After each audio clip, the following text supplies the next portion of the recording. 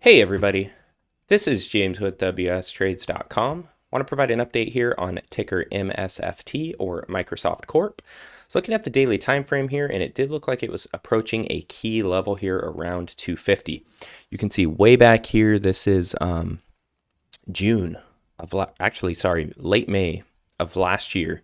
It rallied up to around that 250 level, hit it, sold off down to almost this 100-day exponential moving average, dipped down to 242, and then blasted off, and that's where it broke through that 250 level. So that was a resistance level that it broke through about a year ago.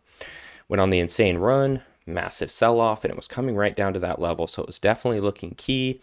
Before we had a little bit of a bounce here, we were working on a really nasty candle yesterday, and then we got some buying to kind of come in, and we left this wick sticking out. So at least for now, we did have a nice rejection of that level. Futures are big time green right now, especially NASDAQ. So it looks like we might get a nice rejection of that level. Doesn't really mean the sell-off is over, but we may see some profit taking. We may see Microsoft and the markets in general just rally back a little bit. But as you can see, we are super far away from the 100-day exponential moving average, extremely far away from that. So we'll kind of see if we get some buying here, things kind of rally up. You know, what's going to happen? Are we going to actually set a higher low and then try to get into an uptrend? You know, is the sell-off over, or is it just going to rally back up here a little bit and maybe reject this moving average, or reject, you know, some kind of a downtrend line we got going on here and then start to sell off again? But at least in the short term, we do have some rejection of that 250 level. So keep an eye there. I know we're green right now, but the way things have been going, sometimes futures have been up 1 to 2% in the morning or pre-market or overnight trading, and then the markets open and the bears show up and then all the green goes away.